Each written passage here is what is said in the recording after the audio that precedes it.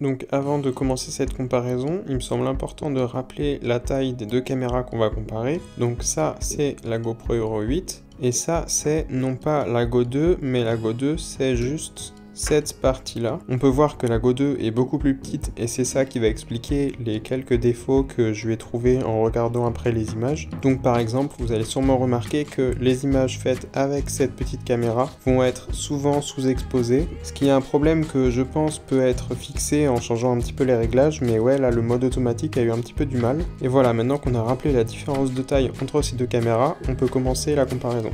Je crois qu'il y a juste un incendie dans la rue.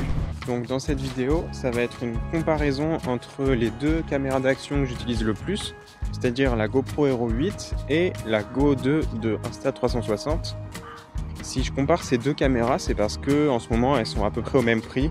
Les deux, on peut les avoir pour 300 €, peut-être même un peu moins. La Go 2, j'ai réussi à l'avoir neuve pour 270 € sur un vrai site qui n'est pas du marché gris.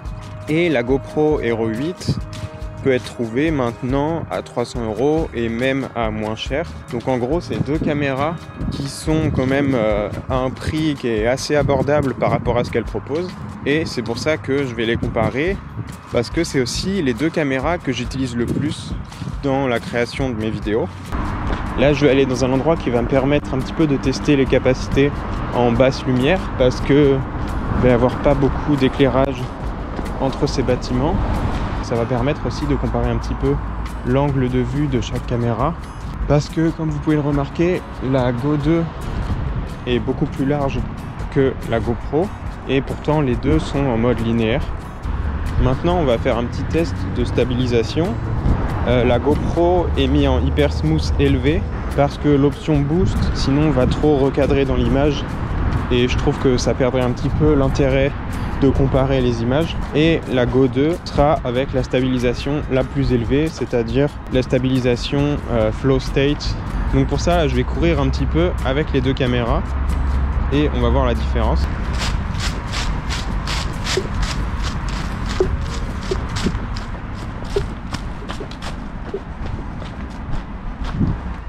Donc pour info, j'ai pas essayé de stabiliser avec la main, j'ai juste couru normalement en ayant les caméras dans les deux mains. Et on va voir, je pense que la Go 2 va avoir une meilleure stabilisation parce qu'elle a un plus grand angle de vue avec lequel elle peut travailler pour stabiliser l'image. Après, je suis à peu près certain que la GoPro va produire des meilleures images parce qu'elle n'est pas dans la même résolution. La GoPro filme en 4K alors que la Go 2 filme en 2K. J'ai choisi ça parce que c'est les deux meilleures résolutions qu'offrent les caméras. Donc c'est probablement avec ces résolutions là que vous allez filmer si vous avez cette caméra.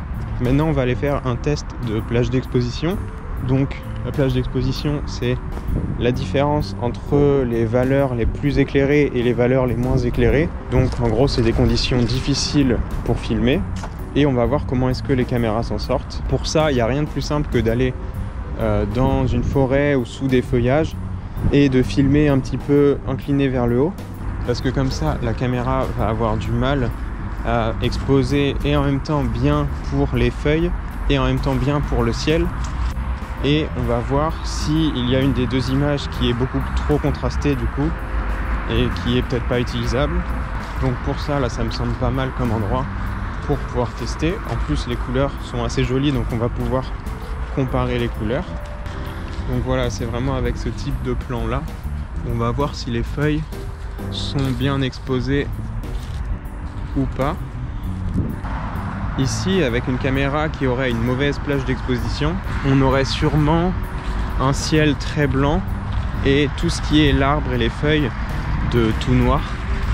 Et donc j'espère qu'on va pouvoir, avec une des deux caméras, avoir un petit peu de détail dans l'arbre et que ce soit pas juste trop foncé.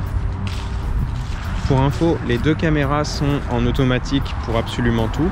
Je ne vais pas utiliser tous les modes différents des caméras comme les timelapse, les time warp et par exemple le slow motion.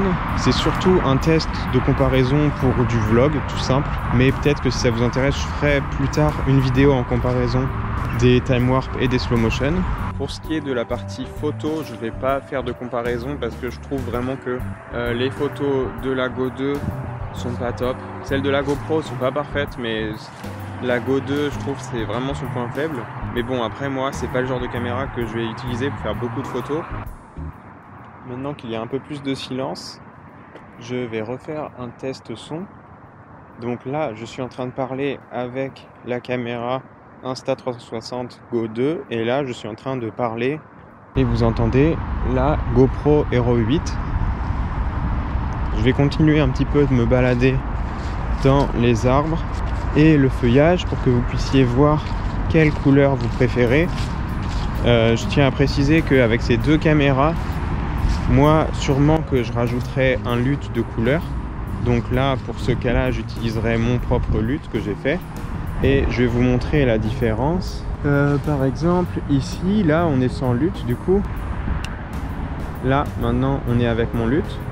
Donc c'est ce que j'utilise moi pour toutes mes vidéos.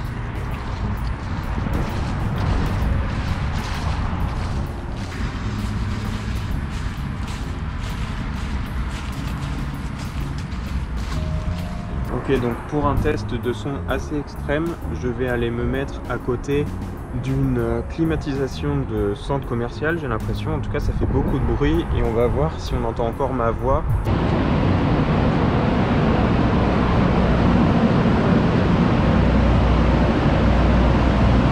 Donc là, je suis à côté de, on va dire, 50 gros ventilateurs. Donc on va voir, est-ce qu'on m'entend ou est-ce que le son est complètement coupé. Pour ce prochain test, on va se concentrer sur le maintien de l'horizon avec les deux caméras, sachant que la GoPro 8 n'en a pas du tout et que la Go 2 a un maintien de l'horizon à 360 degrés. Donc bah, évidemment, on sait quelle caméra va gagner cette catégorie, mais pour moi c'est un gros point fort de la Go 2, donc c'est pour ça que je veux le montrer. Je vais filmer avec mon téléphone les caméras pendant que je le fais. Et donc voilà, les deux caméras sont droites et alignées. Et je vais faire ça.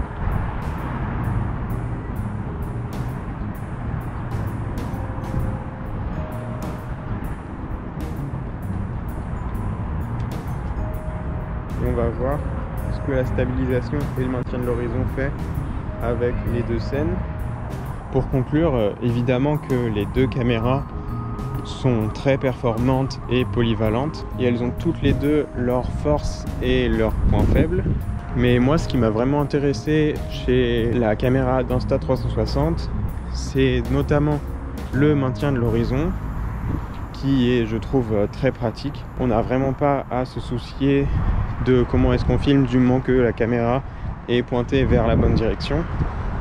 Ça peut être très pratique pour tous les clips qui sont en point of view, où généralement on se concentre sur ce qu'on fait plus que sur comment est-ce qu'on est en train de filmer. Et aussi un autre point fort, c'est le fait de filmer une image qui soit en format carré et dans laquelle on peut extraire une vidéo en 16/9 et une vidéo en 9/16. Donc en gros, un format par exemple YouTube et un format Instagram. Alors qu'avant j'avais l'habitude avec la GoPro de tout le temps faire une vidéo comme ça, une vidéo comme ça, et du coup je passais 2 fois plus de temps.